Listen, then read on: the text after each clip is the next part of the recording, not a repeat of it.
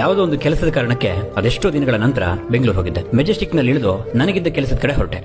ಬೆಂಗಳೂರು ನರನಾಡಿ ಅಂತಿರೋ BMTC ಬಸ್ಗಳು, ಹಾಗೆ ಹಲವಾರು ಜನರನ್ನ ಹಳ್ಳಿಯಿಂದ ಹೊತ್ತುತ್ತರೋ ಕೆಂಪು ಬಸ್ಗಳು, ಹಸಿದವರ ಹೊಟ್ಟೆ ತುಂಬಿಸೋ ಬೀದಿ ಬದಿ ಹೋಟೆಲ್ಗಳು, ಅರ್ಧ ದಿನ ಆಫೀಸ್ನಲ್ಲಿ ಇನ್ನರ್ಧ ಆಫೀಸ್ ಹೋಗೋ ದಾರಿಯಲ್ಲಿ ಕಳೆಯೋ IT ಎಂಪ್ಲಾಯ್ಗಳು, ದಿನವೆಲ್ಲ ದುಡಿಯೋ ಆಟೋ ಡ್ರೈವರ್ಗಳು, ಮನೆಯಲ್ಲಿ ಹಬ್ಬ ಇದ್ರು, ಏರಿಯಾದಲ್ಲಿ ಜಾತ್ರೆ ಇದ್ರು ಕೆಲಸಕ್ಕೆ ಹಾಜರಾಗೋ ಸೇಲ್ಸ್ ಉದ್ಯೋಗಿಗಳು, ಆ ಟ್ರಾಫಿಕ್ಗಳು, ಸಿಗ್ನಲ್ ನಲ್ಲೇ ದಿನ ಕಳೆಯೋ ಡೆಲಿವರಿ ಬಾಯ್ಸ್, ಕ್ಯಾಬ್ ಡ್ರೈವರ್ಸ್, ದುಡ್ಡಿದ್ರು ನೆಮ್ಮದಿ ಇಲ್ಲದ ದೊಡ್ಡ ಫ್ಲಾಟ್ಗಳು, ಅವಶ್ಯಕತೆಗೂ ದುಡ್ಡಿಲ್ಲದ ಮಿಡ್ಲ್ ಕ್ಲಾಸ್ ಮನೆ, ಯಾವುದೋ ಚಿಂತೆಯಲ್ಲಿ, ಭವಿಷ್ಯದ ಭಯದಲ್ಲಿ ಎಲ್ಲ ಮರೆಯೋಕೆ ಮೊಬೈಲ್ ನಲ್ಲಿ ಮುಳುಗಿರೋ ಜನಗಳು.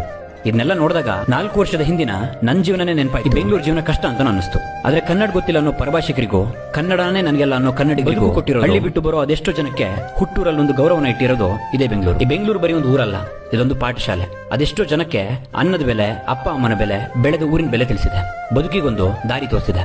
ಇಷ್ಟೆಲ್ಲ ಇರೋ ಬೆಂಗಳೂರಿಗೆ ಯಾವುದೋ ರಾಜ್ಯದಿಂದ ನಮ್ಮ ಗಾಳಿ, ನೀರು, ಅನ್ನ, ಕೆಲಸವನ್ನ ಬಳಸ್ಕೊಂಡು ಸೋಷಿಯಲ್ ಮೀಡಿಯಾದಲ್ಲಿ ಕೂತ್ಕೊಂಡು ನಮ್ಮವರಿಗೆ, ನಮ್ಮ ಊರಿಗೆ ಬೈಯುವಾಗ ತುಂಬಾನೇ ಬೇಜಾರಾಗುತ್ತೆ. ಹುಟ್ಟಿದೂರಿಗೆ, ಮೆಟ್ಟಿದ ಮಣ್ಣಿಗೆ ಗೌರವ ಕೊಡೋದೇ ಪ್ರಬುದ್ಧತೆ.